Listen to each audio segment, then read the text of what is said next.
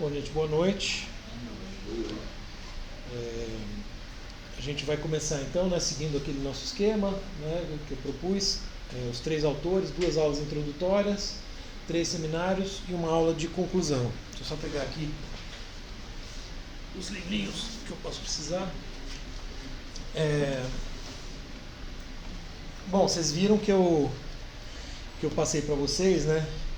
Eu tenho ultimamente, assim, não é frescura não, mas quando eu estou estudando, né, dando uma disciplina sobre Heidegger no ano passado, né, agora essa sobre Nietzsche, eu fico vendo as traduções, eu acabo indo para o texto em alemão e aí eu resolvo, né, fazer a minha. Enfim, né, claro, as traduções do Paulo César são, para a Companhia das Letras, são boas, mas eu acho que tem, enfim, coisas que podem ser melhoradas, e a que tem para vozes do Mário Ferreira dos Santos eu acho bem complicada. E aí tem um monte de outras, assim, o Nietzsche, como é um autor popular, que vende muito, né? Vende em banca de jornal, já comentei.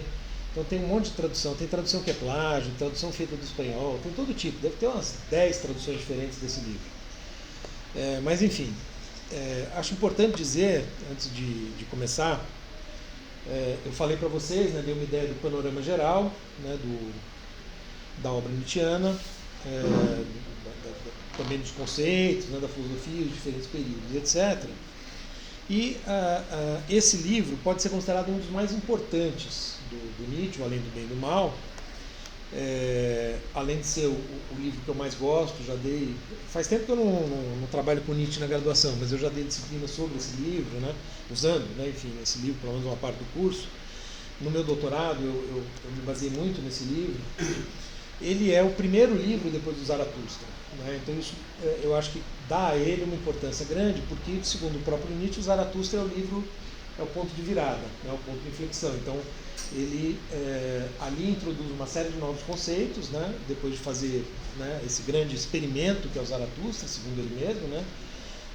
Que ele diz, não sei se foi um livro de filosofia, se é literatura, se é religião, né? Um livro misterioso, de fato, muito sui generis na história da filosofia, muito difícil também, né? Às vezes as pessoas querem começar a ler o Nietzsche pelo Zaratustra, eu falo, olha, é um livro muito difícil, eu acho que começar por esse talvez seja mais interessante.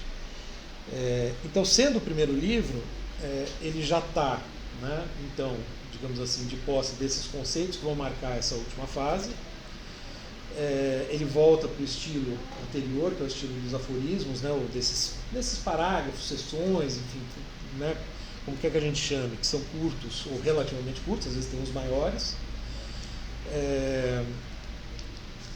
e, de certo modo, com muitas aspas, sistematiza um pouco, né, essa filosofia, essa nova filosofia que ele está desenvolvendo.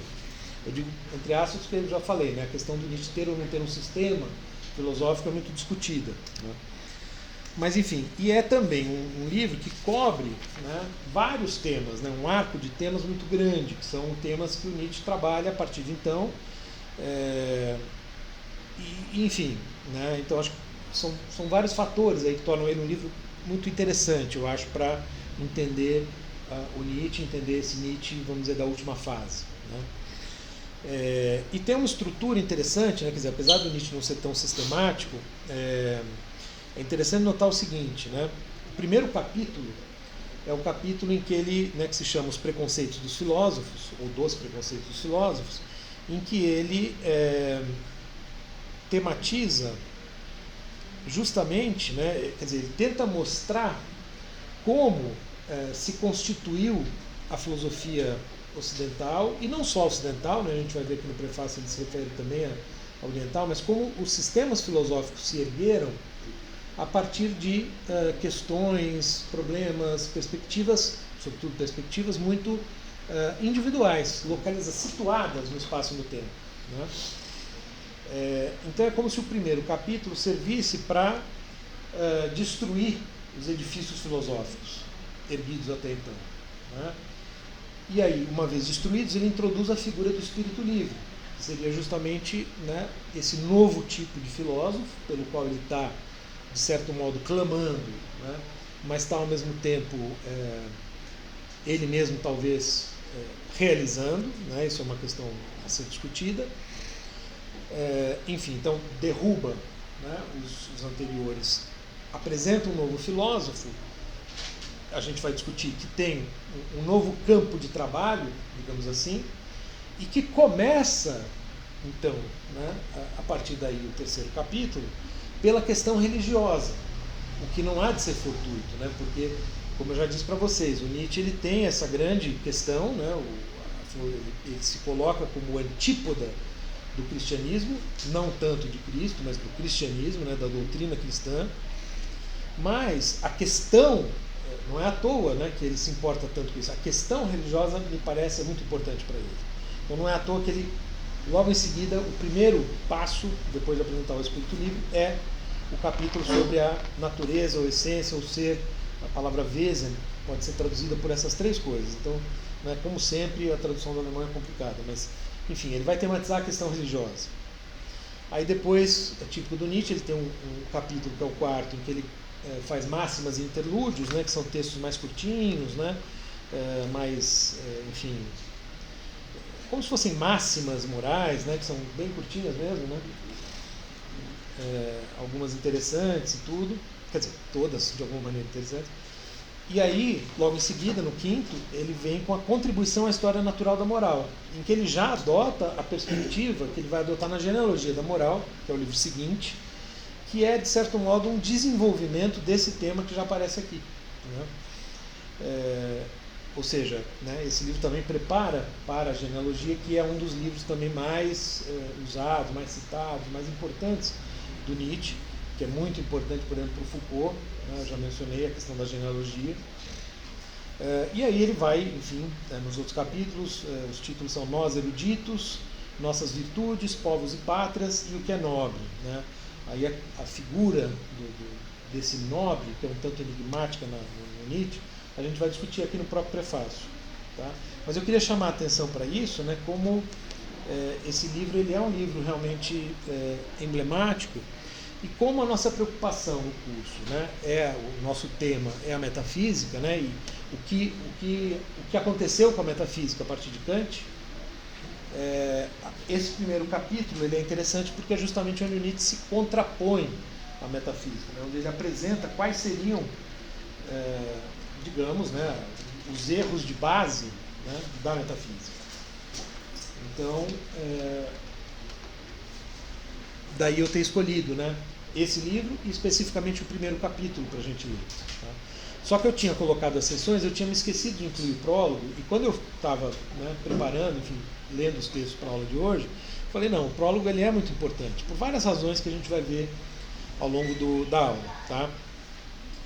Bom, a primeira razão está logo no início, então eu vou citar alguns trechos, eu preparei aqui algumas anotações, então eu vou comentando, vou lendo algumas coisas que eu escrevi. Né? Bom, então o Nietzsche começa o prólogo, e isso já certamente nos chama a atenção hoje, né, dizendo o seguinte: supondo que a verdade seja uma mulher, como não se justifica a suspeita de que todos os filósofos, sendo dogmáticos, entendiam muito pouco de mulheres? De que a assustadora seriedade e a desajeitada impertinência com que até hoje cuidaram de dirigir-se à verdade foram meios inábeis e impróprios, até mesmo para conquistar uma mulherzinha? O certo é que ela não se deixou conquistar. E todos os tipos de dogmatismo estão hoje por aí com uma atitude pesarosa e desanimada. Né? Então, não sei se vocês estão acompanhando também pela outra tradução, né? Tem algumas diferenças. Uma delas que eu coloquei aqui porque, claro, é uma tradução aqui provisória que eu fiz para a gente, né? Para a gente usar aqui em sala de aula. Né? Se eu eventualmente um dia for publicar, né, essa tradução, por acaso, né, certamente eu vou pensar duas vezes. Mas eu achei interessante porque a expressão que ele usa em alemão, Frauenzimmer, né, ela pode ser traduzida como, ela tem um sentido, vamos dizer, de dama, senhora, alguma coisa assim, né, mas também tem eventualmente uma conotação pejorativa. E como o Nietzsche muitas vezes, né, fala da mulher em tom pejorativo, em outras não, né, o Nietzsche ele é muito ambíguo em todos os temas, né. Eu achei interessante trazer isso, né, Porque me parece, né, eu diria isso, né, forçando um pouco, talvez fazendo uma brincadeira, que os outros tradutores parecem ter passado o pano para o Nietzsche, né, porque eles não traduziram por mulherzinha, eles colocaram dama, colocaram, né, outras expressões. Né. Eu achei interessante frisar, porque é como se ele dissesse, olha, nem mulheronas, nem mulherzinhas. Né, tipo, eles não conseguem pegar ninguém, esses filósofos. Na verdade, quem não pegou ninguém foi ele, como a gente já sabe. Né. Ele tomou fora nessa época. Mas, é autobiográfico essa passagem. Pois é, né? Mas ele se julga não dogmático, então ele deveria ter mais sucesso. Né? Bom, mas enfim, né? Eu acho que é interessante a gente pensar, tanto nesse caso como em outros. Aqui entra uma discussão que hoje em dia está, né, muito em evidência na filosofia. Tá ruim, você está bem na frente dos dois aqui, eu fico meio... Tem como você chegar para cá? Porque eu consigo ver todo mundo. Obrigada. Boa, obrigado. Eu acho nessa discussão sobre o lugar da mulher na filosofia, como os filósofos se referiam a mulheres, os preconceitos dos filósofos em relação às mulheres, em relação à raça, né, em relação a várias coisas, tem sido muito, muito tematizada, muito discutida. Né? Até amanhã vai ter um dos meus happy hours, né, um dos encontros do happy hour, que vai ser mais um sobre essa questão do cânone. Né? Então, o cânone e a filosofia, né, hoje, né, como é que a gente lida com isso? Né? A gente cancela os autores clássicos ou a gente tenta ler os autores levando em conta os preconceitos e tentando fazer uma leitura consciente, né, desses problemas. Né? Eu acho, enfim, essa é a minha posição pessoal, claro que há diferentes posições, né, que o mais interessante é tentar pensar, né, essas questões, enfim, ou de fato reconhecendo que uma parte da obra, ou um aspecto do pensamento está ultrapassado e não dá para pegar, ou em algumas vezes, quer dizer, tentando ver, sobretudo no caso do Nietzsche, que é muito ambíguo, né, se a metáfora de fato é necessariamente negativa desse ponto de vista ou não. Enfim, né, o Schopenhauer, por exemplo, né, acho que o machismo do Schopenhauer é muito mais evidente do que o machismo do Nietzsche. Né? As frases em que ele fala das mulheres são muito mais recorrentes e fortes. Né?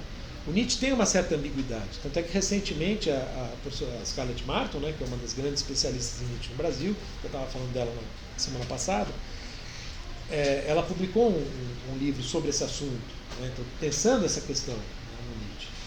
Eu acho que o Nietzsche ele é muito, muito ambíguo mesmo. Né? Então, tem passagens que realmente soam muito mal e tem passagens que podem ser interpretadas de outro modo. Por exemplo, essa. Né, se a gente não necessariamente usa, né, a ideia de mulherzinha, né, que eu coloquei aqui para provocar um pouco, para trazer essa discussão, mas simplesmente mulher, já aí, claro, né, chama atenção. Por que ele está fazendo assim? Quer dizer, os filósofos os homens são conquistadores, né, e a mulher é um objeto a ser conquistado. Né? Essa é uma primeira leitura que a gente faz. Porém, essa metáfora, se a gente pensar, né, a revelia do próprio Nietzsche que seja, né, onde ele está querendo chegar também, né, talvez, eu acho que esse é o elemento que pode ser visto como positivo, ele está querendo dizer a conquista da verdade. Então, quer seja do ponto de vista masculino, pensando nela como mulher, quer seja do ponto de vista feminino, pensando nela como homem, digamos, tem mais a ver com um jogo de sedução do que com um jogo lógico, digamos assim. Né? Então ele está querendo dizer o seguinte, olha, para chegar à verdade é preciso ter uma atitude muito mais, vamos dizer, ter mais esperteza, ter uma capacidade de sedução que é recíproca, né? Não só do homem ou da mulher, quer dizer, do filósofo, quem quer que seja, para com a natureza, mas também vice-versa, né? Quer dizer, é preciso se deixar seduzir pela natureza. Tem um jogo interessante aí que eu acho que está colocado, né? É preciso ter flexibilidade, jogo de cintura, sentidos apurados, né? Porque os sentidos para o Nietzsche são muito importantes. Né? O mundo sensível não pode ser mais recusado, né? E não o que seria o contrário, aquela frieza abstrata, né? Calculista, o raciocínio matemático, né? O pensamento abstrato, o supraterreno, que é a grande característica dos filósofos metafísicos da tradição. né? Que é justamente, eu já falei para vocês, a grande questão do Nietzsche, né, o grande problema é o dualismo. Né? Então é você justamente sair e se distanciar do mundo, né? Se distanciar da realidade e ir para um plano abstrato, né? Onde a matemática é mais importante do que o conhecimento, né? Do dia a dia, do ser humano e assim por diante. Né? Então acho que um aspecto positivo da imagem seria esse, né? Quer dizer, acho que o Nietzsche está querendo contrapor a ideia de uma relação com a natureza que é um jogo que passa por uma naturalidade, por uma coisa que é própria da conquista amorosa, né?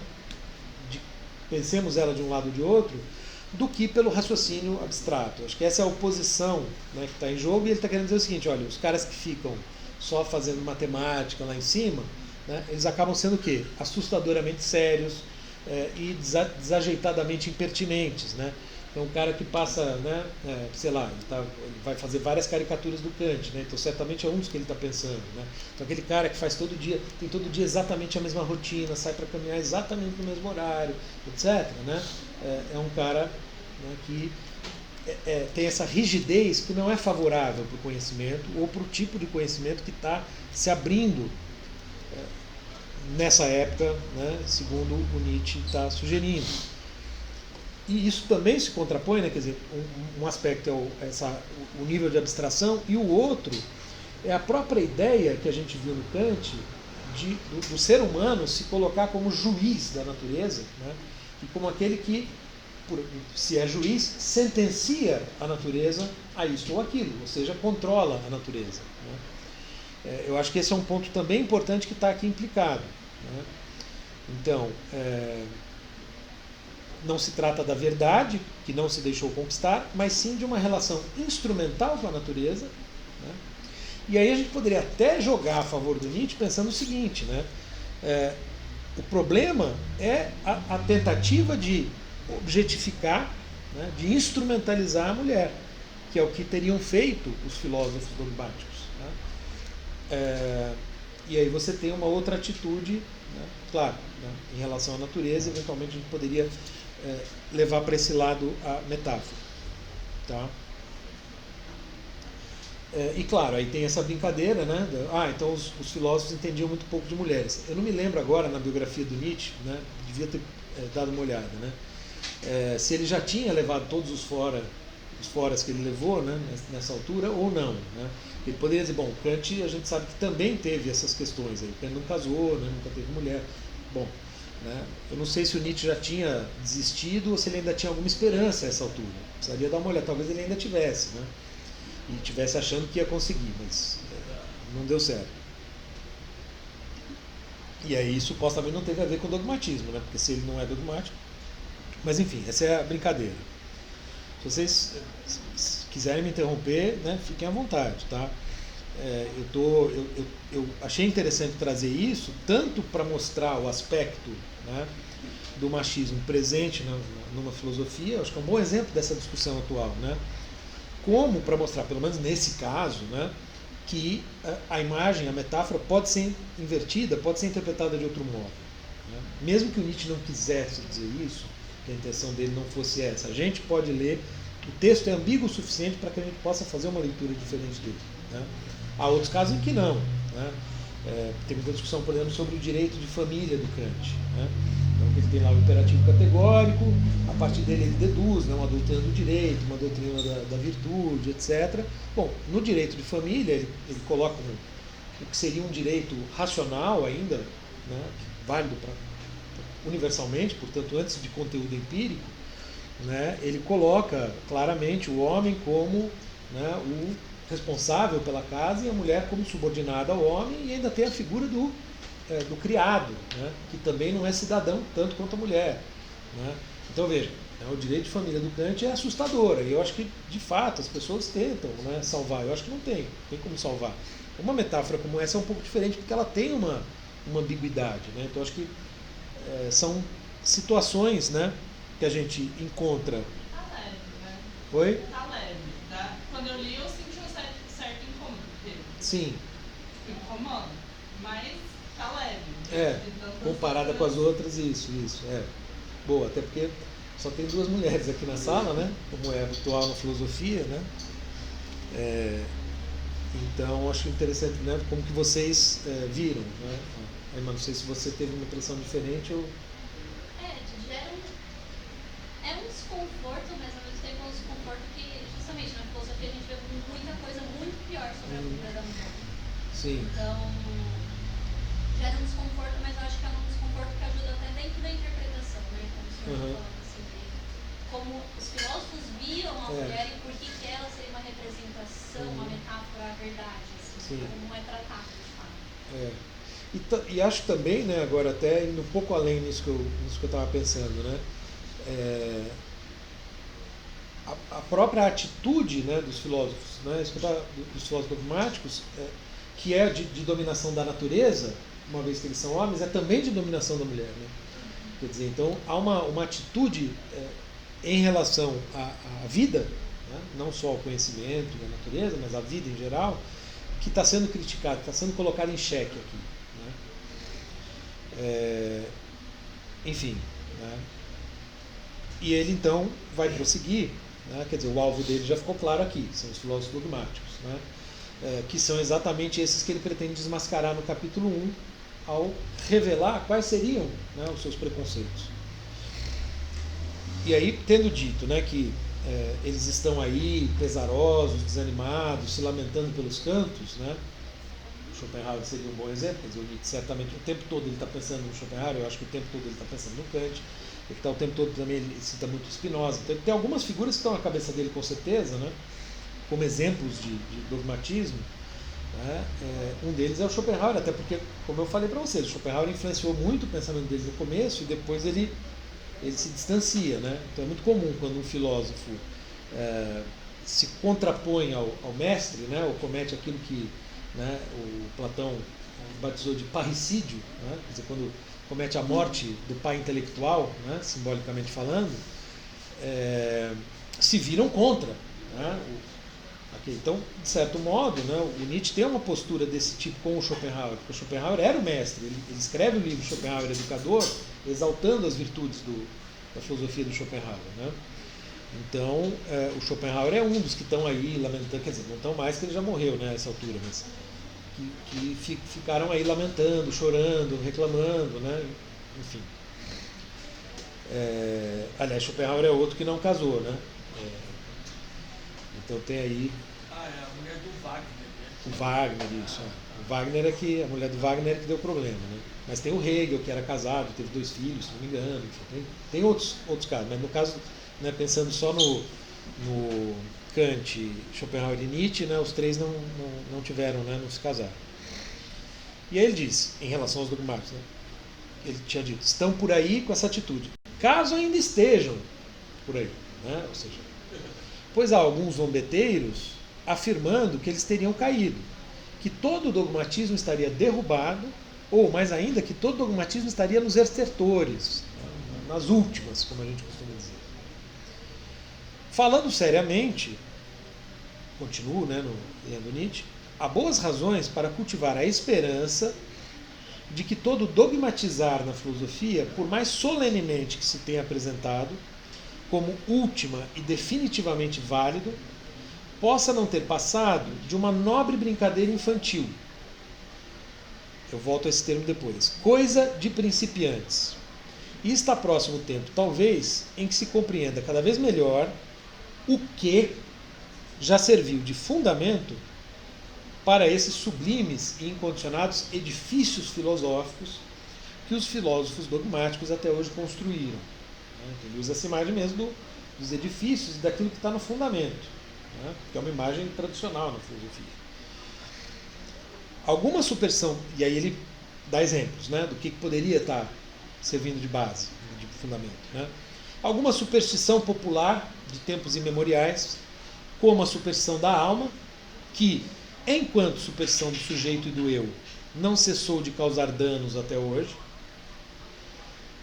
Talvez algum jogo de palavras, uma sedução gramatical ou uma generalização pretensiosa de circunstâncias muito estreitas, muito pessoais, muito humano, demasiadamente humanas. E vocês lembram o título de uma obra dele, né? Bom, o que vocês veem aqui? O que chama a atenção? Está se referindo ao Kant quando ele fala generalizado? Sem dúvida. O Kant e outros, né? Mas no caso do Kant, isso é muito marcado, tanto é que ele vai bater forte pouco depois no imperativo categórico, né? No começo do primeiro capítulo. Porque o que o Kant estaria fazendo, e com ele os demais filósofos?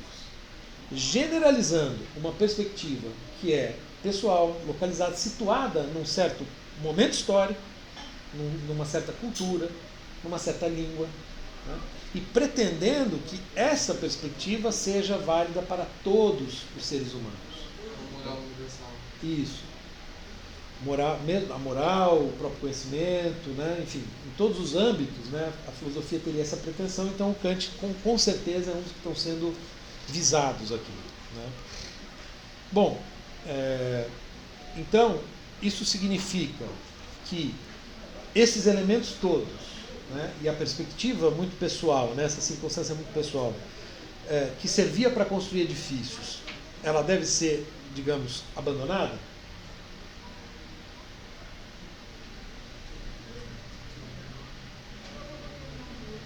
Talvez não.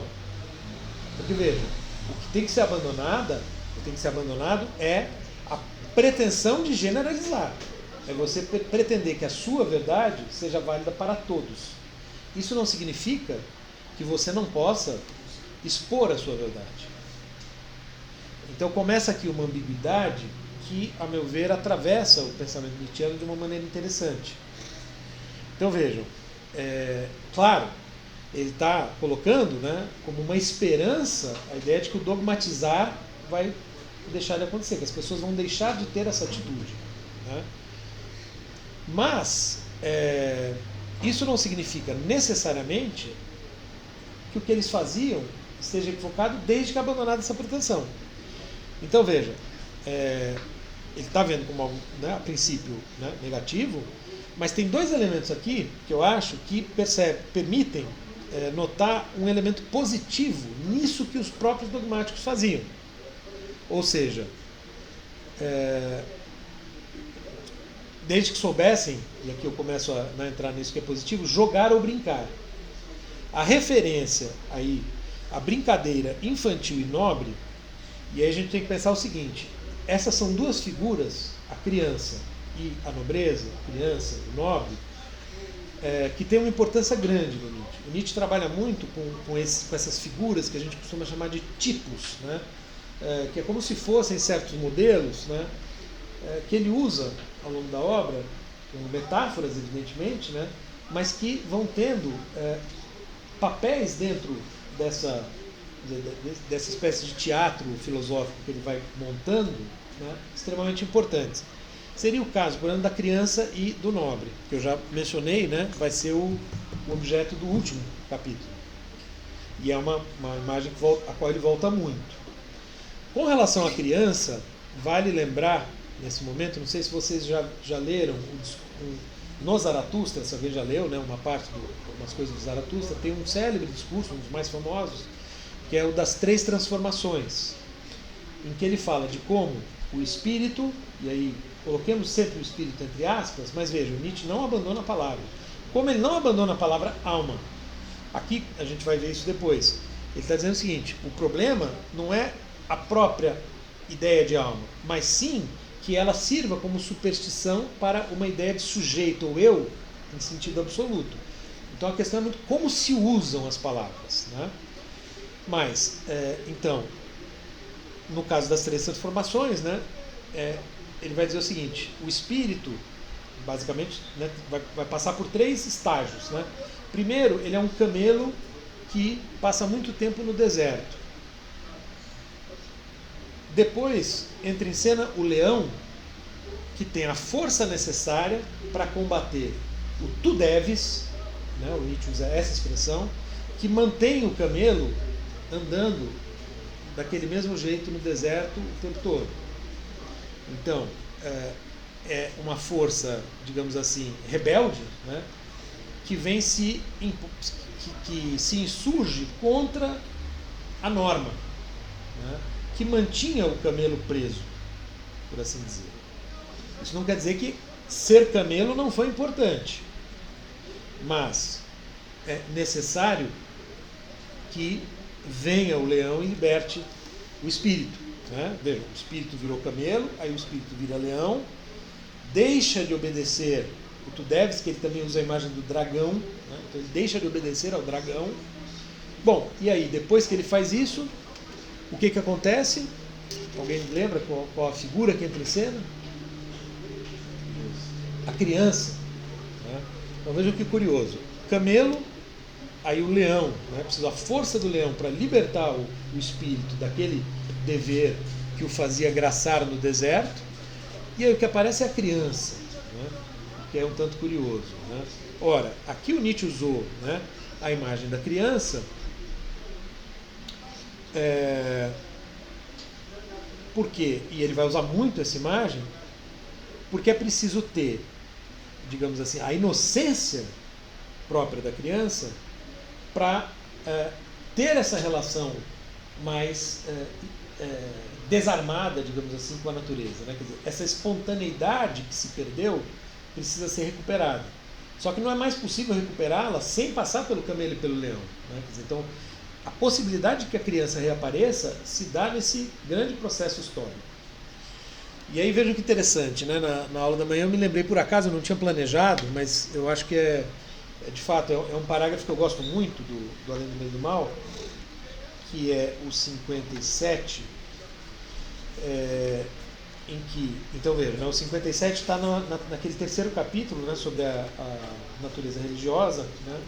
Então teve o primeiro, destruindo a tradição, teve o segundo, apresentando o espírito livre, e aí ele diz o seguinte, eu cito: com a força da sua visão e intuição espiritual, cresce a distância e como que o espaço em volta do homem. O seu mundo torna-se mais fundo. Aparecem-lhe novas estrelas no horizonte, novos enigmas e imagens. Talvez tudo aquilo em que o olhar do espírito exercitou sua penetração e perspicácia tenha sido justamente exercício, oportunidade para o jogo, coisa para crianças e cabeças infantis, que é exatamente a imagem que ele está usando aqui, né? Talvez as noções mais solenes, em torno das quais sempre se lutou e sofreu, os conceitos de Deus e pecado, não venham a nos parecer mais importantes que um brinquedo ou uma dor de criança para o homem velho. E talvez o velho homem necessite então de outro brinquedo e outras dores. Ainda criança o bastante, uma eterna criança. Então, vejam, né? É como se, vamos dizer, aqui ele está. Vejam como isso vale, né? Ele joga, ao mesmo tempo ele fala do homem velho e se coloca. Quer dizer, a primeira pessoa do plural entra em cena de repente.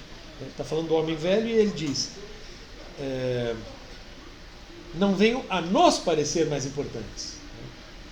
Ora, eu acho que muito do que o Nietzsche fala sobre a tradição ocidental, né, da análise que ele faz do niilismo, etc., coisas que a gente viu na última aula, servem para pensar tanto, né, a história humana como a história individual, a história de cada um de nós.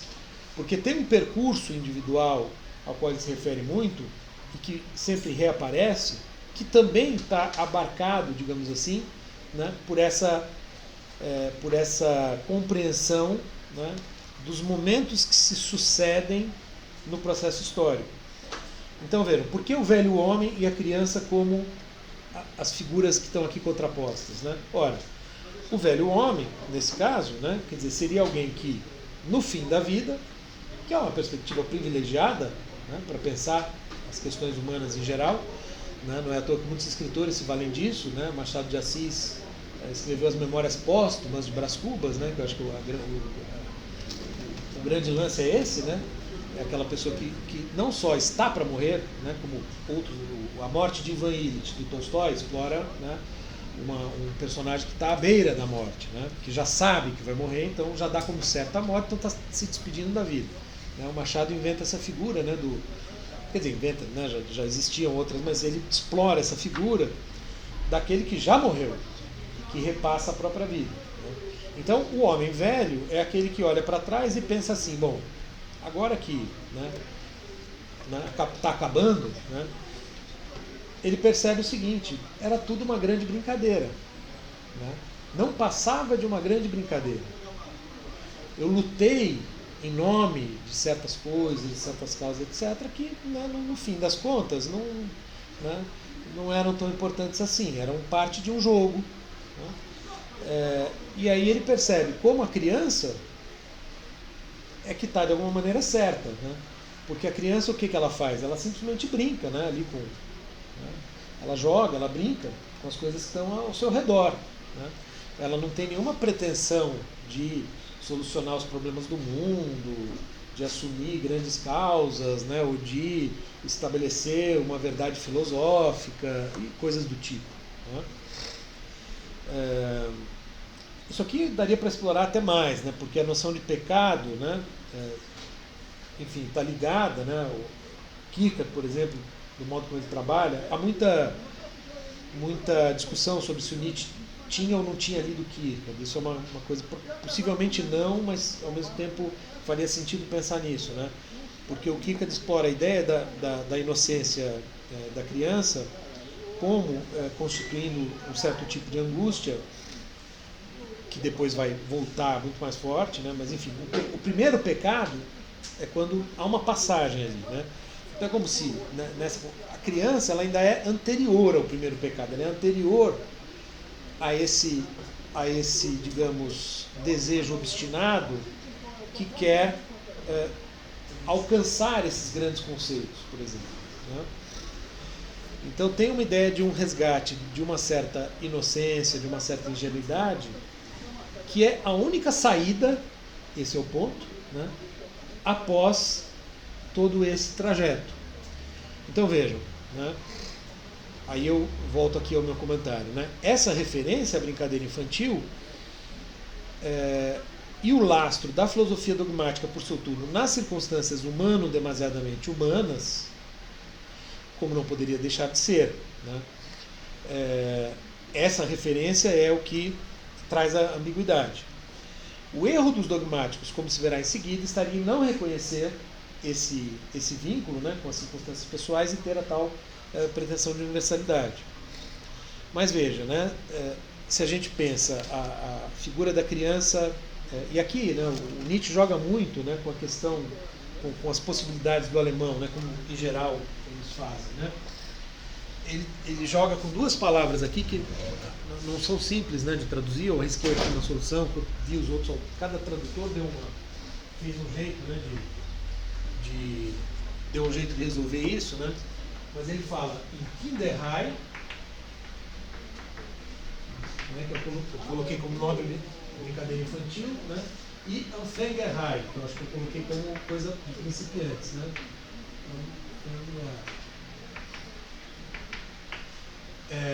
Esse ai, né, ele funciona mais ou menos como o nosso cis, né? Quando se fala, por exemplo, burrice, criancice e assim por diante. Né? Então, o jeito de substantivar que tem uma coisa assim de diminutivo, né? Não é bem pejorativo, né? Mas de uma coisa realmente diminutiva. A gente usa muito, né? Uma brincadeirinha, uma coisinha e tal. Kinder é criança, né? E Anfänger é principiante. Então ele está dizendo, olha, na criancice e aquilo, né, principiantice, sei lá, né, não tem como traduzir, mas nessa coisa de principiante, tem alguma coisa que ele está vendo como extremamente positiva. E o adjetivo que ele coloca aqui para Kinderhai, né, que vem antes, o adjetivo em geral vem antes como em inglês, né, esse adjetivo é justamente o nome. Então vejam, isso é interessante de pensar pelo seguinte: é como se o Nietzsche estivesse falando de uma brincadeira que é própria das crianças nobres. Ora, se a gente trouxesse, né, para a nossa época, é como se a gente estivesse dizendo assim, né, ele está pensando aqui, talvez, vamos dizer, eu estou, né, propondo isso, numa criança mimada, né, naquilo que a gente hoje, né, nós todos abominamos isso, né, a criança mimada, né, filha de pais ricos, né, o filhinho de papai, como a gente costuma dizer, né, que fica ali cheio de brinquedos à sua volta e tal. Veja, por que o livro chama Além do Bem e do Mal, e o Nietzsche vai insistir muito nesse ponto? Ele pretende incomodar-nos em relação às nossas convicções mais profundas e aos nossos sentimentos de valor mais fortes. Então, por exemplo, essa aversão que nós temos, né, digamos, né, a criança mimada, é como se ele estivesse dizendo o seguinte, olha, a gente quer compreender o ser humano ou a gente quer moralizar? É conhecimento ou é moral? Se a gente quer entender o ser humano, a gente não pode partir dos valores morais, né? Há uma tentativa de desvincular as duas coisas. Então vejam, o que ele está sugerindo, me parece, em relação a isso, em relação a outras épocas históricas, muitas vezes, é que o fenômeno humano se manifesta de uma certa forma, por exemplo, na criança mimada, digamos assim, né? Que ele considera muito interessante, porque você vê ali uma manifestação de força, de potência, né? Da vida, nessa espontaneidade e nessa situação assim de absoluto conforto para fazer o que bem entender, né? Algo extremamente interessante a ser explorado. Porque qual é o oposto disso? É a criança, naturalmente, muito bem educada. Ora, o que é a criança bem educada? É uma criança bem adestrada, né? A criança bem adestrada, o que ela vai ser? Ela vai reproduzir o comportamento que os adultos ensinam ela a ter, né? Por isso que, em geral, todos nós que somos razoavelmente bem adestrados, nos identificamos com a postura adestrada e temos aversão à criança mimada. Mas o Nietzsche está sugerindo que há algo muito interessante ali a ser explorado. Só que o filósofo dogmático da tradição, ele nem olha para isso. Ele não tem olhos para esse fenômeno. Ele está sugerindo, olha, a gente precisa começar a olhar para esses fenômenos que foram excluídos do olhar filosófico. Minimar uma criatividade, alguma coisa Isso. que a criança podia explorar melhor se não fosse tão bem adestrada. Exatamente. Então tem uma contraposição entre adestramento e criatividade. Eu acho que esse é o ponto, né? E aí, talvez, né, a gente poderia pensar, bom, né, o Nietzsche usa essas figuras, talvez seria, acho que é uma hipótese, né, não sou o primeiro a dizer isso, né, mas ele quer nos irritar, ele quer irritar o leitor. Ele tem a intenção de irritar o seu leitor, justamente para testar a capacidade do leitor de também se colocar além do bem e do mal. Porque é preciso vencer os sentimentos de simpatia e antipatia, que nós temos naturalmente em função da nossa cultura, para poder olhar para esses fenômenos de uma maneira menos, digamos, desarmada, ou melhor, mais desarmada, menos armada, né, menos preconceituosa. Enfim, né, acho que é um pouco essa ideia. Então, essas figuras, tanto a figura da criança como a figura do nobre, eu falei da moral, né, na última aula, né, da moral de senhor e escravo, aquela coisa, né, soa algo, né, aos nossos ouvidos modernos, soa terrível, né, porque ele parece estar dizendo que o senhor é melhor do que o escravo, né, como que falando negativamente da saída da escravidão, mas não me parece, né? Não é isso que está em jogo, né? Ele está tentando chamar a atenção para fenômenos da história humana que acabam sendo negligenciados, que não são olhados, que não são tematizados, porque o conhecimento, sobretudo em questões humanas, é feito a partir de bem e mal. Então, o que ele quer é ir além de bem e mal, justamente para poder olhar dessa forma. Então tem uma provocação e, ao mesmo tempo, tem a ideia de que, olha, o que os filósofos faziam não tem nada de errado.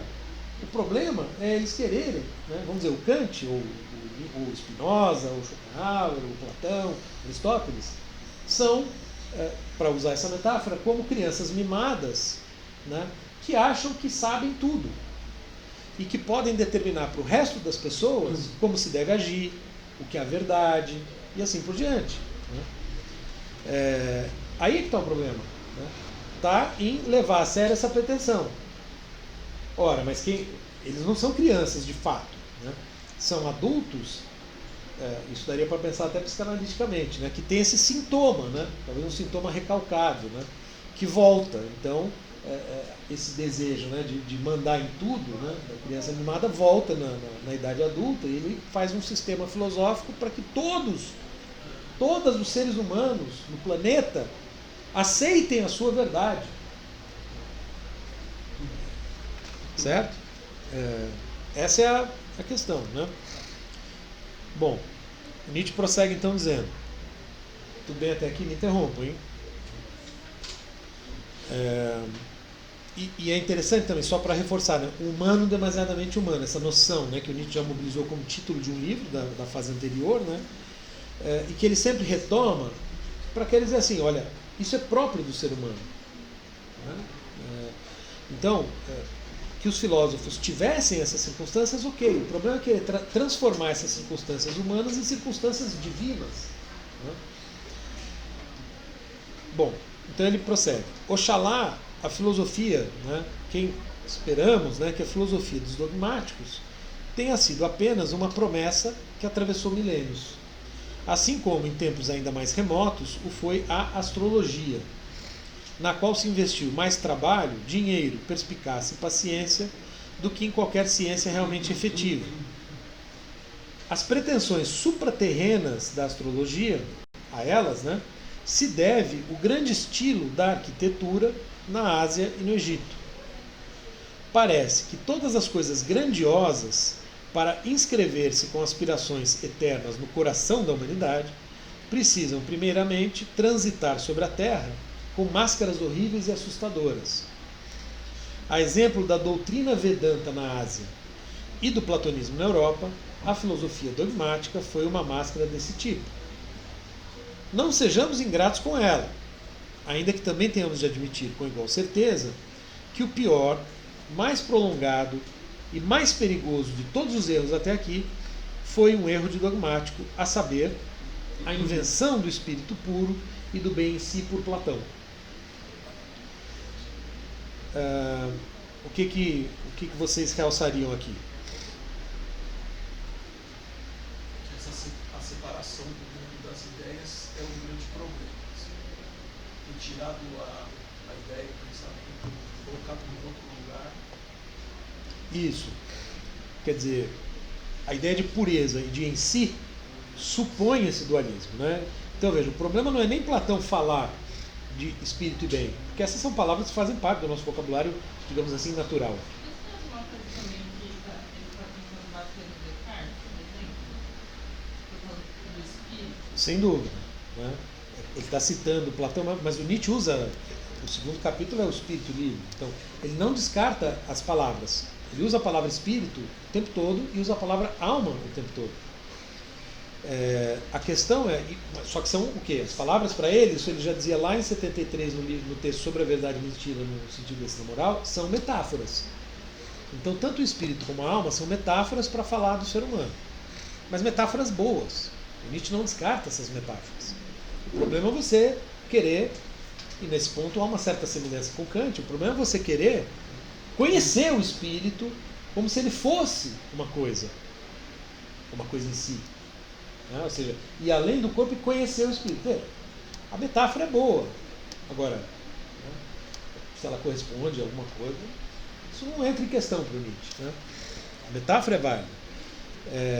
Então, sem dúvida, o Descartes está sempre abarcado. Né? O Nietzsche vai bater. O Descartes, eu sempre costumo dizer, né? O Descartes é o grande cachorro morto da filosofia. Todo mundo chuta o Descartes, né? O Sparring. É o cara que mais apanha na filosofia posterior. Né? Todo mundo. Bater no Descartes assim, é como se fosse uma a primeira lição de casa de quem vai fazer filosofia depois do Descartes. Né? O que certamente não é justo. Né? Né, os cartesianos têm bons argumentos para tentar mostrar que a coisa não é tão simples assim. Mas ele virou, né, o grande símbolo dessa concepção. Né? E aí, talvez até mais, claro, na mesma linha do Platão. Né? Porque o que o Descartes faz? Ele de fato, né, a gente viu isso, né, na questão do código. ele vê o pensamento, né, como uma substância do ponto de vista ontológico e a materialidade, o corpo, como outra. Então são seres, são entidades ontologicamente distintas, o espírito e o corpo, a alma e o corpo. Né?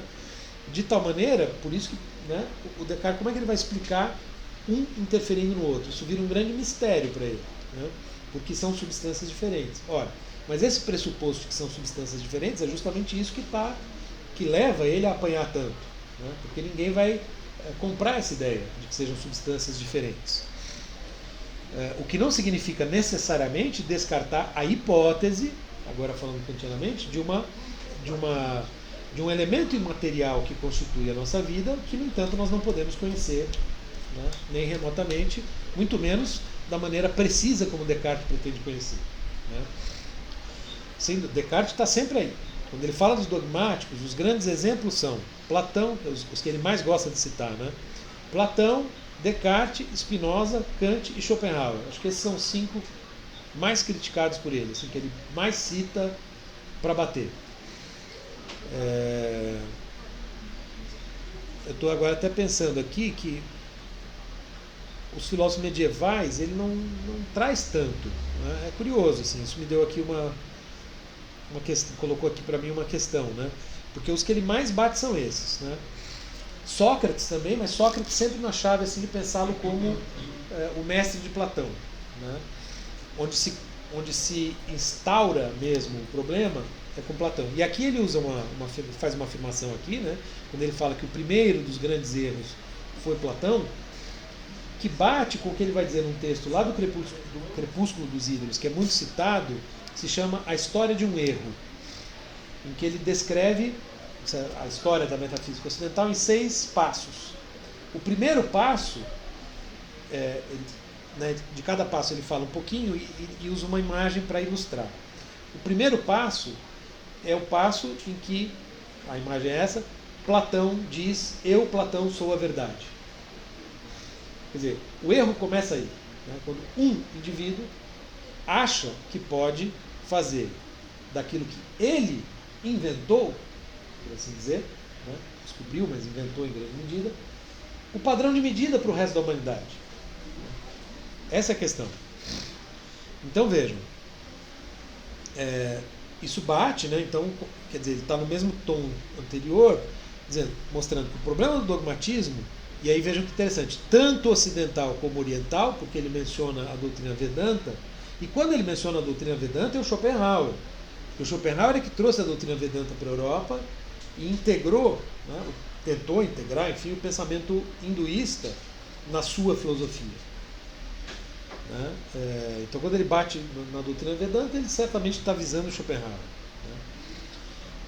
Né? Então, tanto ocidental como oriental, dogmatismo, né? Como tanto filosófico como astrológico, o exemplo que ele dá, está sobretudo na desmesura das pretensões explicativas, que se pretendem universais e, portanto, supraterrenas. Porque, para ser universal, né, esse é o ponto para o Nietzsche, você precisa ir além do terreno. Porque não há universalidade no mundo sensível. Nesse ponto, curiosamente, há a gente poderia fazer um paralelo com o Kant. Porque, se vocês lembrarem bem, como é que o Kant explica as leis da física? Ele tende a recorrer a pressupostos que são a priori, ou seja, que estão fora do sensível, que ele coloca naquilo que, né, seria o aquém da experiência, né, as condições de possibilidade, mas que estão fora da experiência. Então é como se o Nietzsche estivesse dizendo, olha, de fato, para ser universal, você sai. Né? A própria ideia de universal já significa ir além do mundo, significa sair do mundo. Então, se pretende ser universal, vira supraterreno. Não tem como não ser dualista. Quem pretende ser universal, vira dualista. Esse é o ponto. Né?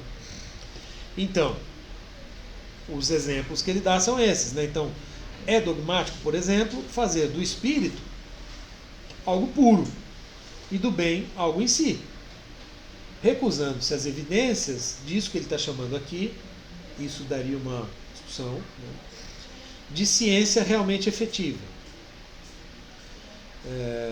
Que é Eu acho que é Wirkliche Wissenschaft. Porque seria...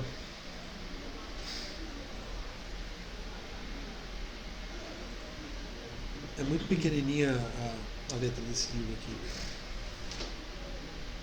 É, Wirkliche Wissenschaft, né? Então seria a ciência efetiva, a ciência efetivamente real, a ciência real, a ciência verdadeira, né? Porque se ele está recusando a noção de verdade, né? O que seria essa ciência efetiva? Quer dizer, então, talvez ainda tenha um traço do Nietzsche positivista da fase anterior operando aqui, mas ao mesmo tempo a gente poderia pensar o seguinte: uma ciência que está colada no mundo, né? Tem efetividade nesse sentido, né? Não sei se ficou claro. O Nietzsche, uma vez que ele está dizendo tudo isso, né, ele vai ter que ser muito fiel. Para ser coerente, ele não pode mais falar em verdade, né? Ele não pode mais falar em universalidade ele próprio, a princípio. Senão ele cai em contradição, porque ele está negando, né? É o velho paradoxo do relativismo. Né, o paradoxo do relativismo vocês devem conhecer, né? Se eu digo toda verdade é relativa, ou bem essa afirmação é verdadeira e portanto é falsa, ou bem ela é falsa e portanto é verdadeira, né? Enfim, né? Isso é uma questão que vai estar sempre aqui como uma espécie de pano de fundo, né? Porque o Nietzsche ele precisa ter alguma base para falar tudo que ele fala, e a questão é, bom, onde é que se sustenta, né, esse discurso? Mas enfim, o fato é que a ciência continua tendo um lugar aqui que parece importante, a ciência mais próxima ao possível do mundo natural, né? Tudo bem? Então vejam, né? O Nietzsche prossegue dizendo o seguinte: daqui em diante, porém, com tal erro superado, com a Europa respirando aliviada desse pesadelo, quando ele diz Europa aqui, a gente não pode pensar, ele está sendo eurocêntrico. Ele está sendo realista, vamos dizer, ele está sendo fiel ao seu ponto de vista, porque ele é um europeu, né? Vamos dizer, ele está admitindo a própria perspectiva. E está até admitindo que essa história de que ele está falando é uma história da Europa. Não está estendendo isso para o resto da humanidade, como faz o Kant. O Kant fala em seres racionais, ele não especifica de qual povo ele está falando, né? O Nietzsche, quando ele especifica, ele está dizendo o seguinte: olha, eu estou falando do que eu posso falar, que é a realidade onde eu vivo, né? Então tem algo de coerente aí. Então, com a Europa podendo respirar aliviada desse pesadelo e podendo ter ao menos um sono mais saudável, cabe a nós. Esse nós no Nietzsche é outro problema, assim, quem é esse nós, né? Porque é muito ambíguo o modo como ele usa tanto o nós como o eu. Tem sempre aí uma questão, né? Quem é esse nós? Cabe a nós, como herdeiros de toda a força que nutriu e fez crescer a luta contra esse erro, a tarefa de ser a vigília mesma. Ora, onde é que está essa força da luta contra o erro? Onde é que a gente poderia identificar essa força? Quem lutou contra o erro? Quem lutou contra o dogmatismo?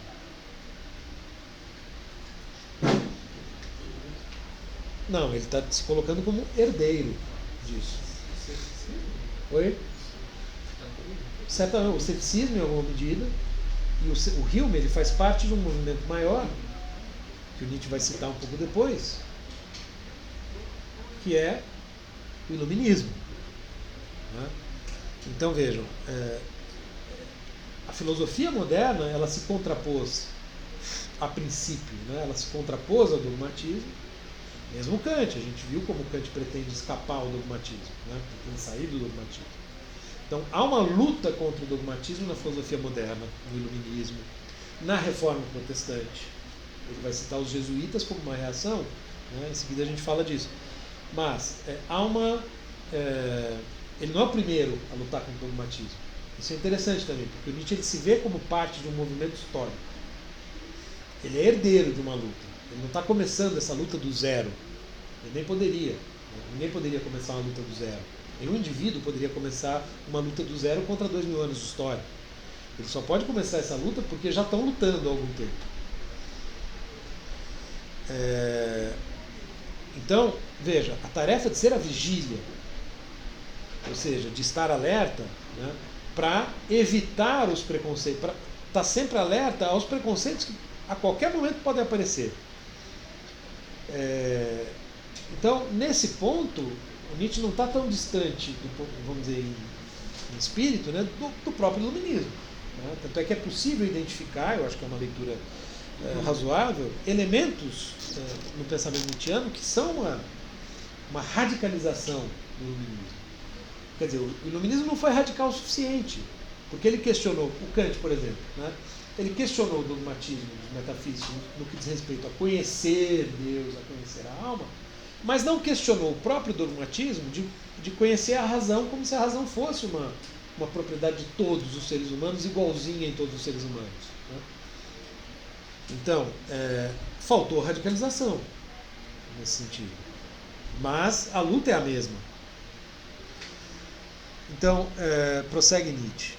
Falar do espírito e do bem, como fez Platão, significou nada menos do que colocar a verdade de cabeça para baixo e negar até mesmo o elemento perspectivista, condição fundamental de toda a vida. Aqui fica claro esse elemento, né? Que é o que já estava implícito no que a gente viu, né? Circunstâncias pessoais, humano demasiadamente humanas, etc. Quer dizer, nenhum ser humano e nenhum animal, nenhuma força viva pode se expressar de outro lugar que não da própria perspectiva. Esse é o ponto. Né? Nenhum de nós tem como sair da própria perspectiva para falar, de fato sair e falar de outro. Né? Quando a gente fala hoje em dia, por exemplo, do lugar de fala. Né? Ora, o Nietzsche está preparando o terreno para isso. Está dizendo, olha, cada um tem o seu lugar de fala, não existe um lugar neutro. Né? Cada um tem que se haver com o seu lugar, com o lugar de onde fala. Isso é, para ele, então, vamos dizer, é a condição, veja, ele não está dizendo só condição fundamental do conhecimento ou de algum empreendimento humano, condição fundamental de toda vida, portanto, não só da humana. O cachorro que olha para a tigela de comida, né? Ele vê aquilo como bom. Se tem um outro cachorro vindo em direção à mesma tigela que também vê aquilo como bom, ele vai ver aquele cachorro como ruim. Né? Isso é natural. Né? E o que o Nietzsche está dizendo nós somos como o cachorro valorando as coisas. Né? Há aí uma equiparação do humano e do animal. É claro que ele vai explorar algumas potencialidades do humano que não estão no animal. Por isso ele fala do além do homem. Mas esse além do homem não significa ir além do mundo, né? E nem negar a animalidade, muito pelo contrário. E aí ele diz, né? Poderíamos até perguntar, como um médico, né? E o Nietzsche é muito irônico o tempo todo, né? Isso vocês já devem ter percebido. O que fez com que Platão, o mais belo fruto da antiguidade, contraísse essa doença? Então aqui ele já se refere ao dogmatismo como uma doença. Será que o maldoso Sócrates o corrompeu? Terá sido Sócrates realmente, né, a história nos conta, a história oficial pelo menos, né, o corruptor da juventude? Terá ele merecido a sua cicuta? Né? Terá merecido a condenação de morte? É como se ele estivesse dizendo, olha, tudo isso fala contra o Sócrates. Né? Se a gente pensar no julgamento, é como se o Nietzsche estivesse perguntando, a gente não sabe, né? O Sócrates não deixou nada escrito. Então, como é que a gente sabe coisas a respeito do julgamento de Sócrates? Através do próprio Platão e de alguns outros filósofos da época. Né? Então, se a gente vai refazer o julgamento de Platão, ele está dizendo, bom, de Sócrates, né? Ele está dizendo, se Platão foi o resultado do que Sócrates fez com a juventude, então ele é culpado. Porque ele gerou o grande inaugurador do dogmatismo na filosofia. Então é como se ele estivesse dizendo, Sócrates é culpado. Culpado por ter sido o mestre de Platão. Platão é a grande prova de culpa do Nietzsche. Então, agora, né, nesse trecho, por outro lado, a gente vê o seguinte, né, quando ele fala que falar do espírito do bem como fez Platão é o problema. Ou seja, falar do espírito do bem não é o problema. São palavras. São palavras que têm significado na linguagem humana e que tem, na grande maioria das culturas, a gente não pode falar de todas, se ele for coerente com o perspectivismo, então, evidentemente, né, ainda mais ali no século XIX ele não conhece a maioria, né, mas né, até onde os nossos olhos alcançam, em geral, né, você sempre tem alguma ideia similar a de espírito, alma, eu, o que quer que seja, né? Ou mesmo que não tenha, tudo bem, você vai ter outras metáforas, né? E noções de bem, aí, de bom e ruim, né? Os animais já têm, né? Segundo ele. Então, falar disso não tem problema nenhum. Né? O problema é falar numa chave dogmática pretensamente universal. Né? Como se a maneira como eu vejo o espírito e o bem fosse verdadeira e a de todos os outros errada. Ou seja, né, então uma maneira de ver que não reconhece o seu próprio caráter perspectivista e se vê como ponto. A gente também vê nesse trecho, né, como a hipótese de que Sócrates teria sido degenerador da filosofia, da arte, da cultura, tal como Nietzsche, né, já formulava no Nascimento da Tragédia, né, como eu falei para vocês, né, lembram que tinha o equilíbrio entre o apolíneo e o dionisíaco. E já lá ele apontava Sócrates como aquele que desfez o equilíbrio, fazendo prevalecer o apolíneo. Né? Então, o Sócrates ele é uma figura que atravessa a obra nietzschiana, né? Ocupando esse lugar potencialmente terrível, embora por vezes haja matização. Né? Mas é uma figura que tem uma importância grande para o Nietzsche, tanto quanto Cristo, por exemplo, né? Embora o próprio Cristo não seja talvez o problema, e talvez Sócrates não seja no fundo, né, o problema. O problema é Platão, assim como o problema é Paulo, é o fundador da doutrina, da religião, da igreja, né? Não Cristo. E Sócrates também não escreveu, então, né, quer dizer, Sócrates e Cristo são duas figuras. Aliás, quem também faz esse paralelo, né, é o Kierkegaard. Né? Por Kierkegaard, Cristo e Sócrates são duas figuras fundamentais. Claro, aí por outras razões, mas o problema é quem, após esses mestres, enquanto discípulo, tornou em dogma o que teria sido, ao menos na interpretação do discípulo, a lição do mestre. Né? Ao passo que. O fã-clube sem o problema. Exatamente. É o fã-clube. O problema não é o ídolo, é o fã-clube. Boa. Exatamente. Inclusive o Nietzsche certamente não gostaria de ter fã-clubes como ele tem. Né? O fã-clube do Nietzsche é uma contradição absoluta. Né? Porque né, dogmatizar o Nietzsche assim, é a coisa que ele mais detestaria, certamente. Né? Tanto é que quando ele se coloca na figura do mestre através de Zaratustra, o que Zaratustra diz aos discípulos que o acompanham durante uma parte da jornada, quando eles se despedem? Zaratustra sofre com a despedida, mas diz aos discípulos: percam-se de mim e encontrem-se a si mesmos. Ou seja, cada um vai ter que encontrar, né, no seu passado, na sua perspectiva, nos seus elementos constitutivos, o lugar de onde vai falar. Assim como Zaratustra fez. Quer dizer, se eles ficarem repetindo Zaratustra, eles vão ser meros dogmáticos, papagaios de Zaratustra, né? Digamos assim. Então isso para o Nietzsche é a pior coisa que pode ter. E pensar que tem centenas, milhares de papagaios do Nietzsche por aí, né? Enfim. Você pensou em alguns. Com certeza. Mas enfim, né? Então a figura do Sócrates ocupa um lugar importante no Nietzsche, né? Mas ele então prossegue, né? Com isso eu já vou caminhando aqui mais para o final do prólogo, né? Mas a luta contra Platão, ou seja, Platão é o problema, a luta contra Platão, ou, para dizê-lo de maneira mais compreensível e popular, entre aspas, a luta contra a pressão milenar da igreja cristã, e aí ele coloca, né, entre travessões, um adendo explicativo, porque ele está falando de Platão, a luta contra Platão, e aí ele fala a luta contra a igreja cristã, Alguém poderia se perguntar, mas como assim, né? Platão veio antes da igreja cristã, né? E aí ele diz, pois o cristianismo é platonismo para o povo, né? Uma frase que eu já tinha citado, né? Que é muito citada, muito célebre, né? Que é como se fosse o platonismo numa versão mais popular, né? Porque é mais fácil entender o reino dos céus e da terra do que entender o mundo inteligível do Platão, né? Precisa estudar a dialética do Platão, precisa, segundo Platão, né? Só vai chegar lá em cima mesmo, né?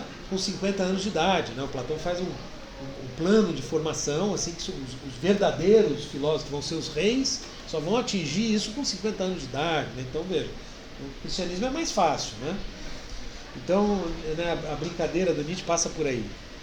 Então, essa luta contra Platão, que é uma luta contra o cristianismo, contra a igreja cristã, frise-se bem, produziu na Europa uma esplendorosa tensão espiritual, tal como jamais houve na Terra.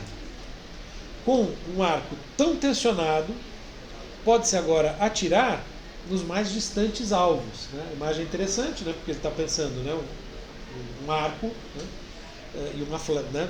E a flecha que vai aparecer em seguida, né? Então o arco está puxado assim até o limite, né? É isso que está servindo de metáfora para a situação espiritual que ele diagnostica, mas justamente por isso talvez seja possível acertar os alvos mais distantes. Agora, que alvos mais distantes serão esses? A gente poderia se perguntar, certamente não estão em outro mundo, né? Bom, então vejam, com um arco, né, pode ser tirado nos mais distantes alvos. É claro que o homem europeu, diz ele, sente essa tensão como uma perigosa necessidade. Aqui tem uma expressão difícil de traduzir, eu olhei nos outros, enfim. Mas tem a palavra not, que é necessidade. E já se tentou, né, quer dizer, o europeu vê como um perigo e ao mesmo tempo, né, uma necessidade. E já se tentou. Bom, do que ele está falando aqui antes de prosseguir? Que tensão espiritual é essa em que a Europa se encontra? A reforma ajudou a trazer até essa situação. Ela foi um elemento importante. Mas não é a reforma. A reforma já passou, ele está falando da época dele. Oi? Lembre-se, qual é o diagnóstico dele, da época? Qual é a palavra-chave? Oi? A morte de Deus. E a morte de Deus implica o quê? Qual é a consequência da morte de Deus? Da ausência de sentido, do nada de sentido. O nihilismo. Nihil é nada em latim, né? A expressão nihilismo vem daí. Então, essa é a situação, a meu ver, a que ele está se referindo aqui. Né? E aí ele diz, na sequência, né? Por isso que vocês pensaram na reforma. Já se tentou por 2 vezes distensionar o arco em grande estilo. Uma através do jesuitismo, a outra através do iluminismo democrático.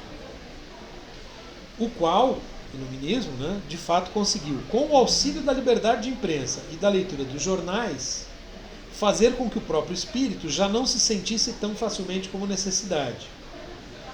Então vejam, são 2 tentativas de distensionar em direções diferentes, não é? O que o jesuitismo tenta fazer? Contra a reforma, segurar. Exato, ou seja, tenta restabelecer os valores absolutos que Lutero combateu. Ou seja, Lutero vai numa mesma direção que o iluminismo, né? Quer dizer, é um preparador também, né? A reforma ela está ali, né? Ela não é à toa, né? São vários eventos históricos que estão ali no nascimento da modernidade, na passagem da Idade Média para a Idade Moderna, no Renascimento, né? A reforma é um deles. A reforma é no âmbito da igreja, né? No âmbito do cristianismo, a defesa da liberdade de pensamento, que é um pilar do iluminismo. Ora, então, um jeito de distensionar o arco seria restabelecendo os valores absolutos. E o outro, o do iluminismo democrático? O que faz? Vai na direção contrária, ou seja, porque uma coisa é você falar, ó, aqui estão de novo os valores absolutos. Deus renasceu, digamos assim, né? Se o diagnóstico é Deus morreu, o jesuitismo estaria trazendo Deus de volta, falando assim, olha, vamos devolver Deus. Deus voltou. Bom, isso deixaria todo mundo contente de novo, os valores estariam restabelecidos, vida que segue, beleza, acabou o iluminismo, acabou o niilismo, acabou tudo. Voltamos ao estágio anterior. Não deu certo. O iluminismo é o contrário, é uma radicalização da ruptura operada por Lutero, portanto, né, de certo modo, uma radicalização do niilismo, porém, né, o que ele faz com esse arco, com essa tensão, com essa necessidade? Joga, digamos assim, joga para a galera. Se a gente falar assim, ó, isso aqui não é importante, cada um se vira, cada um vê aí o que faz com o seu arco. Né? Então, vamos dizer, o arco deixa de ser um tema sério. Um pouco isso, quer dizer, essa grande tensão espiritual não é levada a sério. E aí você tem o quê? Um afrouxamento da tensão espiritual. Então, para um lado ou para o outro, você não resolve o problema. São tentativas que não funcionam. Tá? Quer dizer, claro, o jesuitismo, digamos, o Nietzsche pode afirmar, em alguma medida, que não funcionou do jeito que pretendia funcionar, porque a reforma não só prevaleceu, como desde então, né, aumentou, né, a quantidade de não cristãos não católicos, só fez aumentar. O iluminismo democrático já está mais próximo dele, né, porque a leitura de jornal como hábito cotidiano e tal, né, quer dizer, isso é um fenômeno que está mais próximo da época dele, né, a reforma é 1520, né, quando o próprio Hegel já falava da leitura de jornal como a oração do homem contemporâneo, do homem moderno. Então, vamos dizer, o jornal, a ciência, né, como alguém disse, né, substituiu a religião. Né? Só que substitui de uma maneira, digamos assim, para tentar pensar em termos nietzschianos e com imagem, né, de uma maneira completamente avacalhada. Né? Não resolve nada, porque aí vira o oposto da tensão, né? Quer dizer, então fica todo mundo relaxado e ninguém cria mais nada importante, nada relevante, né? Ou seja, há uma radicalização da decadência. Né? A crítica que o Nietzsche faz à democracia, em geral, vai muito nessa direção. Bom, então aqui eu tinha feito um comentário que já vai nessa direção. Mas vejam, o que é interessante perceber aqui? Essa ideia de uma necessidade que é percebida, que é sentida por esse mundo do qual ele está falando, que é o mundo europeu, né? E que não se resolve nem com o retorno do Deus, né, do valor absoluto, nem com a radicalização da democracia.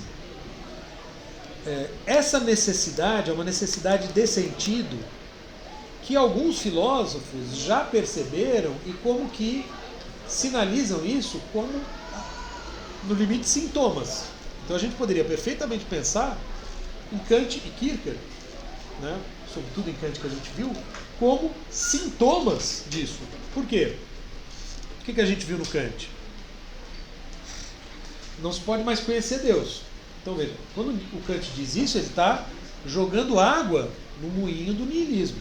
Ele está colaborando para o advento do niilismo. Mas aí como é que ele faz? Ele cria um caminho, só que esse caminho, pelo pensamento, é um caminho que não é conhecimento e cuja chancela, no fim, é a fé. Ainda que seja uma fé racional.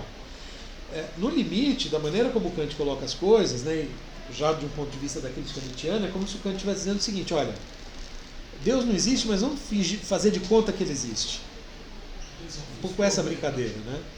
Tá, não tem mais. Vamos fingir de conta que ainda tem? Né? A solução kantiana, né, é um pouco essa, né? Vamos fingir de conta, vai? Vamos fingir. Mas por que vamos fingir? Tem um critério. Qual é o critério? A necessidade da razão, aquilo que eles chamam de necessidade da razão.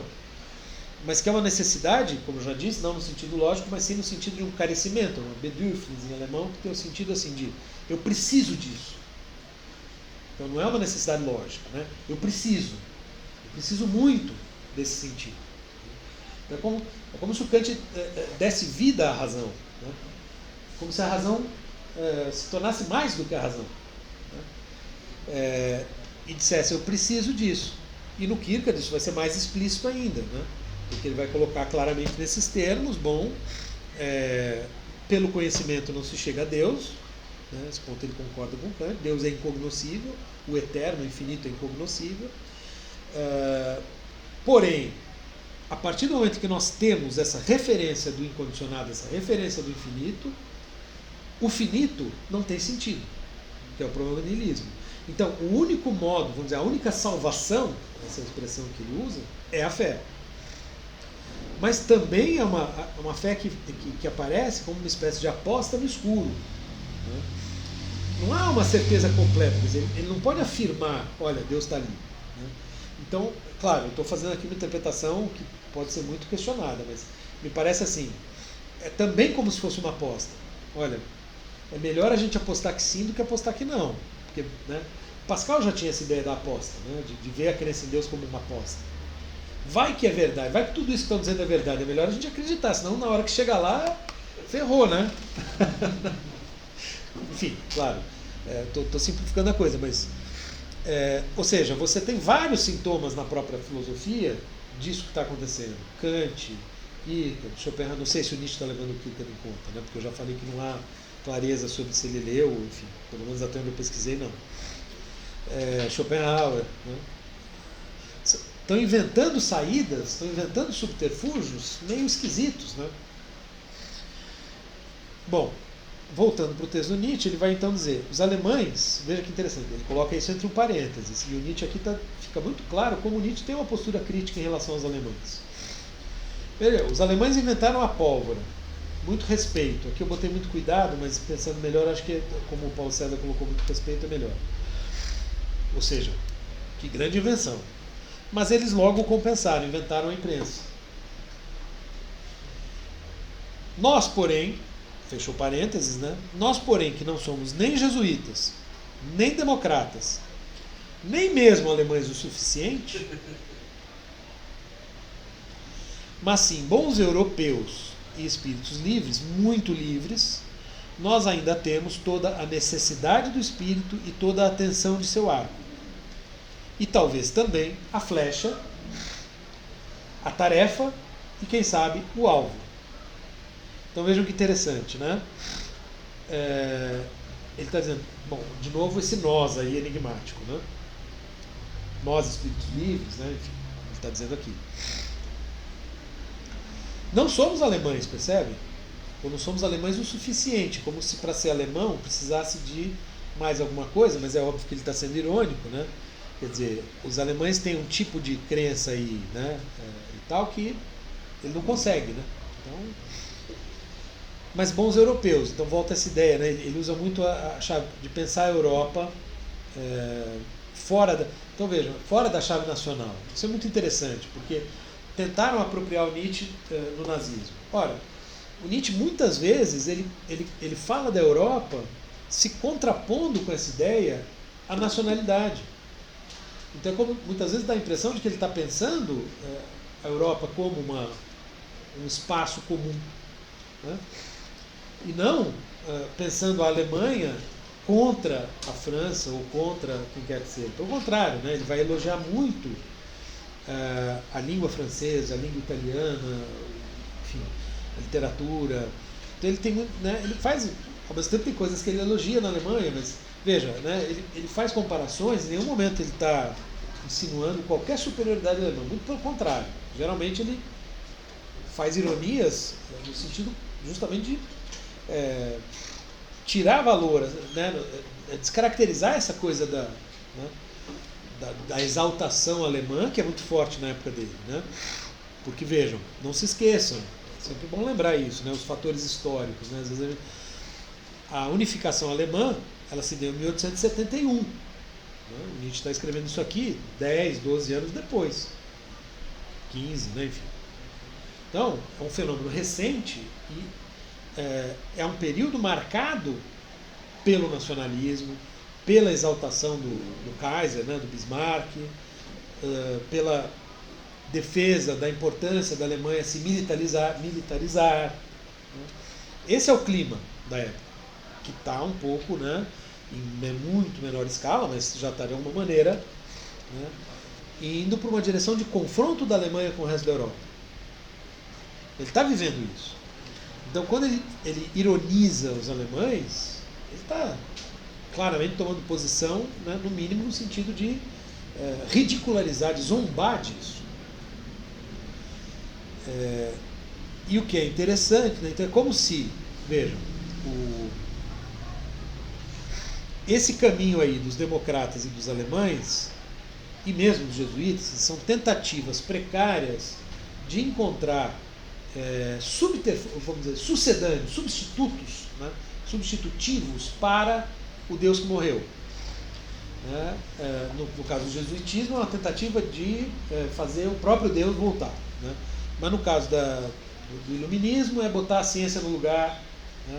Ou é botar o jornalismo no lugar, assim falando. E no caso dos alemães, eventualmente colocar a nação no lugar. Né? Atrelar essa necessidade de sentido à nação. Já que não tem mais Deus, vamos pelo menos... É muito curioso, né? Como essa necessidade de sentir, essa necessidade de acreditar em alguma coisa do ser humano, ela pode ser deslocada. Né? Então, de Deus para a ciência, né? Da religião para a ciência, para a ideia de nação.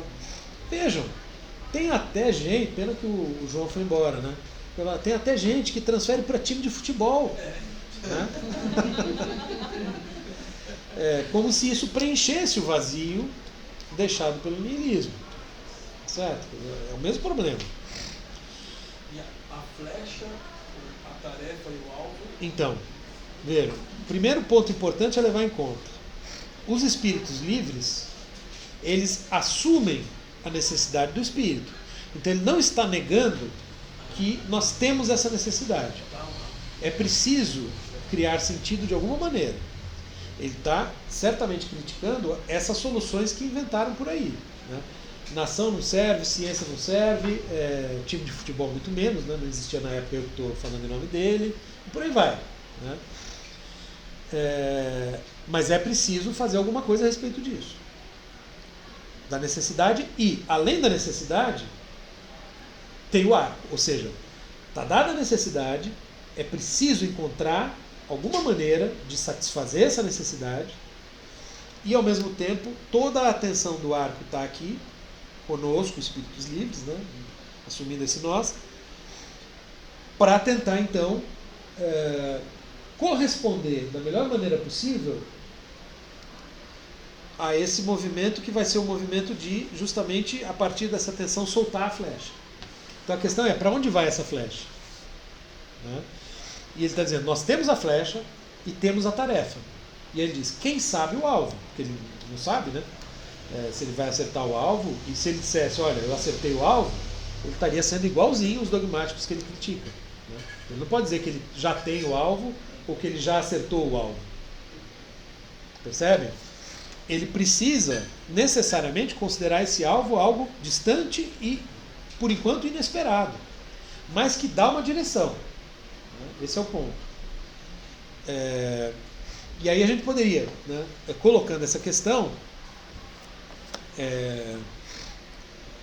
eu vou, bom, né, como aconteceu de manhã, a gente ficou no prólogo. Mas muito do que vem em seguida, eu acho que a leitura do prólogo ajuda. Né? Só queria chamar a atenção para o fato de que ele começa o capítulo sobre os preconceitos falando do quê? Da vontade de verdade. E falando, olha, tem um problema aí. Tem um sintoma aí. Por que a verdade? Ora, ele acabou de dizer que tem o arco e a flecha e a tarefa. E logo em seguida ele vai dizer, olha, não é por aí. Não é procurando a verdade que a gente vai encontrar o caminho. O que a gente vai procurar então? O sentido. Agora, como? Calma, vamos ver ainda. Mas, e aí ele vai questionar nos próximos a questão do verdadeiro e do falso, etc. Enfim, né? Depois, conforme for, a gente retoma. Mas, para já colocar aqui uma ideia para vocês, né? Pelo menos eu acho que é uma leitura interessante, né? sobre o que seria o alvo, né? Em que direção lançar a flecha. Então vejam, né? O primeiro capítulo demole, que é sobre os preconceitos dos filósofos, o primeiro capítulo demole os edifícios até então construídos.